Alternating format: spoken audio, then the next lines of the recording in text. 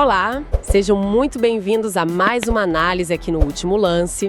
Olá a todos. E, gente, o nosso mergulho de hoje é num evento que, olha, mal esfriou. Aconteceu ontem à noite, Quentíssimo. final da Copa do Brasil de 2025. E para essa conversa, a nossa base é uma análise super detalhada do Pedro Travalha, lá do Sport Buzz, que estava no calor do momento. A gente tem uma missão clara aqui. Não é só recontar a história da vitória do Corinthians sobre o Vasco, mas assim, tentar entender as chaves táticas, os momentos que construíram esse título, o primeiro nacional em 8 longos anos, né? 8 anos. É um peso enorme. E olha, o cenário que o Travalha descreve já mostra a pressão gigantesca que estava em jogo. Não era só uma final, era a chance de quebrar esse tabu. E vinha de um empate, né? Exato, um 0-0 super tenso na Neoquímica Arena, o que deixou a decisão, assim, completamente aberta para um Maracanã lotado. O palco estava montado para um teste de nervos. Totalmente. Antes da gente começar a destrinchar o jogo, só um recado. A gente sabe que o debate vai ser bom, então já aproveita, deixa seu like e comenta aí pra gente de que cidade você está acompanhando essa final histórica. Boa, queremos saber. Ok, vamos analisar isso. O primeiro tempo começou de um jeito que, à primeira vista, parecia um roteiro desfavorável para o Corinthians. Sim, muito. O artigo destaca que o Vasco, empurrado pela torcida, assumiu o controle. A posse de bola tinha o que a fonte chama de volume de jogo. O que isso significa na prática, nesse contexto? Esse é um ponto crucial. Volume de jogo, como o Travalha detalha, não é só ter a bola no pé. É uma combinação, sabe? É tempo no campo de ataque, número de passes no terço final, quantidade de cruzamentos. Entendi. O Vasco liderava em tudo isso. Criava uma sensação de domínio. Só que tinha um problema para eles. Esse domínio era estéreo. Como assim, estéreo? A defesa do Corinthians estava muito bem postada. Então ela forçava o Vasco a ficar circulando a bola pelas laterais, sabe? Sem conseguir furar o bloqueio pelo meio. Era uma posse de bola que não se transformava em perigo real. E foi justamente nesse cenário de aparente passividade corintiana que a estratégia se revelou. Aos 17 minutos, o primeiro golpe. O bote. Exato. O artigo descreve a jogada do gol do Yuri Alberto como um exemplo perfeito de eficiência. E um nome se destaca ali no começo de tudo: o Mateuzinho. Ele aparece completamente livre na direita para fazer o cruzamento. E o que é fascinante aí é a tática por trás dessa liberdade dele.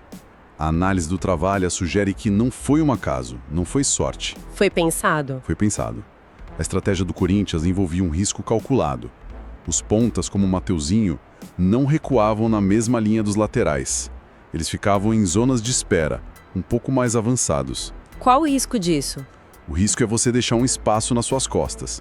Mas a recompensa, se você recuperar a bola, é ter um jogador pronto para o contra-ataque. E foi exatamente o que aconteceu. A bola foi recuperada e em segundos o Mateuzinho já estava lá, livre para criar a jogada que o Yuri Alberto finalizou com uma frieza, assim, impressionante. Isso muda completamente a dinâmica psicológica de uma final, né? Marcar fora de casa na sua primeira chance clara. E o artigo até menciona que logo depois o próprio Yuri Alberto teve uma chance de ouro para fazer o 2-0. Teve. Isso não é meio contraditório? Uma equipe tão eficiente num lance, mas que falha em matar o jogo logo na sequência? Essa é uma ótima observação. E mostra como uma final é jogada no fio da navalha.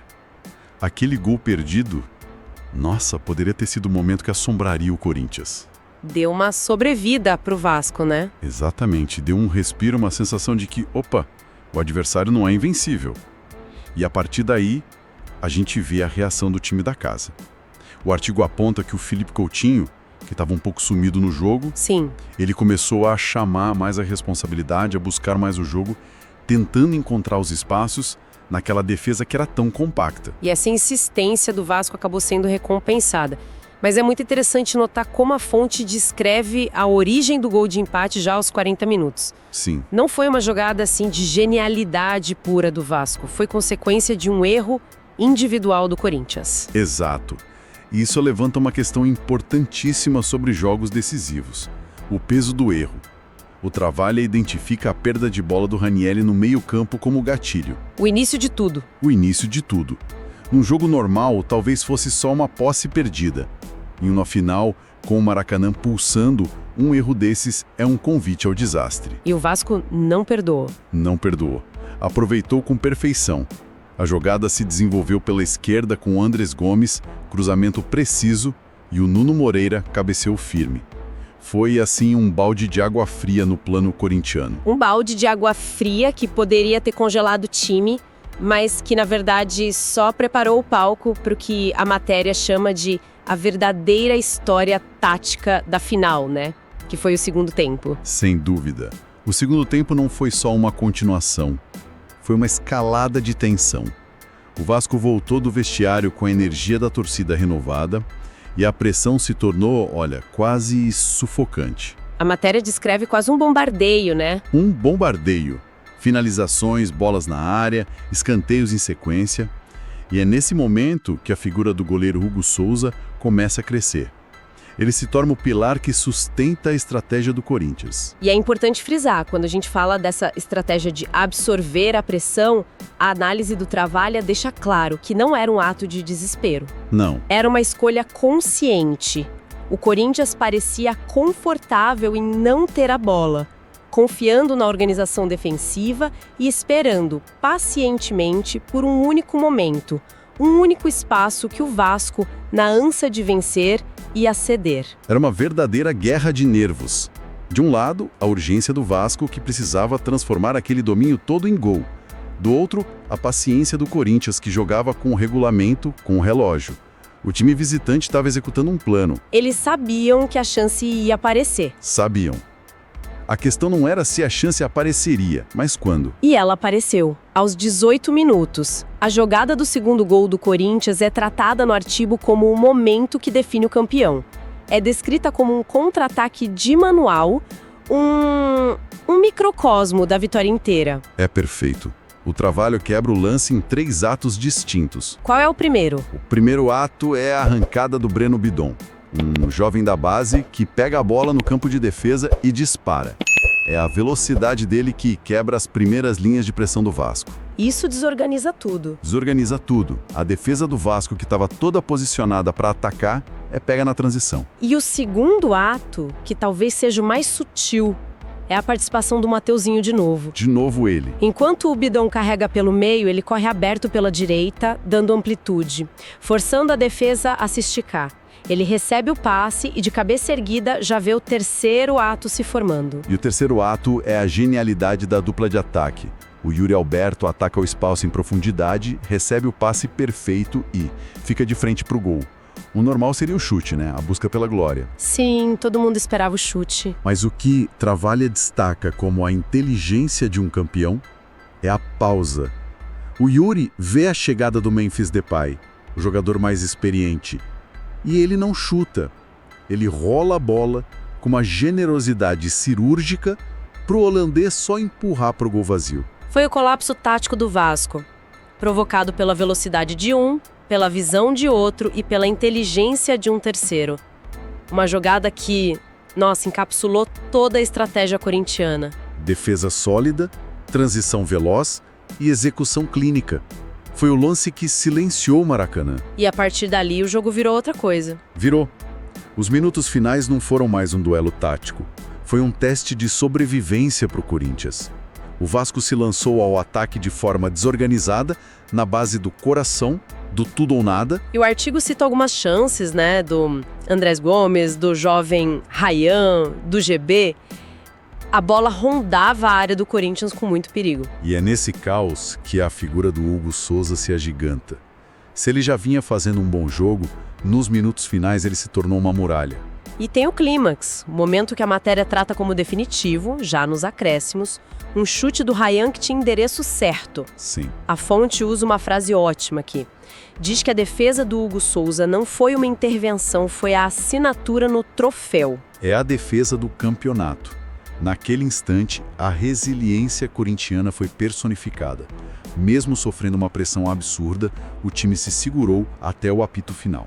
O apito que encerrou o jogo e que encerrou 8 anos de angústia. Então, o que tudo isso significa no panorama geral? A matéria do Travalha conclui que, para o Corinthians, a conquista encerra a temporada de 2025 com uma sensação de redenção, de reafirmação. E, curiosamente, para os dois clubes foi o último compromisso do ano. Agora é férias e reapresentação em janeiro de 2026, já pensando nos estaduais. Mas o legado dessa final vai além do calendário, né? Com certeza. O que essa vitória representa é a validação de um modelo de jogo. Um modelo que talvez não seja o mais bonito, que não priorize a posse de bola, mas que se provou extremamente eficaz no momento mais importante. Quebra um pouco alguns paradigmas, né? Quebra não só o jejum de títulos, mas talvez a ideia de que um time precisa ter a bola para vencer. E a fonte foca bastante na simbologia da mistura de gerações nesse time. De um lado, a experiência internacional do Memphis Depay, autor do gol do título. Sim. E do outro, a energia e o talento do Breno Bidon, um garoto da base que iniciou a jogada decisiva. Essa combinação não parece ser um acidente. De forma alguma. É o retrato de um projeto. A vitória não foi só tática, foi um triunfo do planejamento. A capacidade de mesclar a tranquilidade dos veteranos em momentos de pressão com a audácia dos mais jovens. E o Yuri Alberto, que não é nem tão jovem, nem tão veterano, faz essa ponte, né, com assistência. Tá perfeita entre esses dois mundos. Então, o que a gente extrai desse mergulho no antigo é que o título não foi obra do acaso. Foi uma vitória da eficiência sobre o volume, da resiliência mental e da inteligência coletiva que brilhou no caos. Exatamente. Afinal, foi um estudo de caso fascinante. Demonstrou que, no futebol de alto nível, nem sempre quem controla a bola controla o jogo. O Corinthians abdicou do controle da posse para controlar os momentos decisivos. E isso foi o suficiente. Foi suficiente. O que nos leva, então, a uma reflexão final. Algo para a gente pensar daqui para frente. Com a temporada de 2025 encerrada. Essa vitória, impulsionada por essa mistura de jogadores experientes como o Depay e jovens como o Breno Bidon, ela sinaliza o início de uma nova era tática e vitoriosa para o Corinthians em 2026. Ou foi o brilho de um momento único, a execução perfeita de um plano numa noite isolada e, assim, eletrizante? A resposta, provavelmente, só o tempo vai dizer.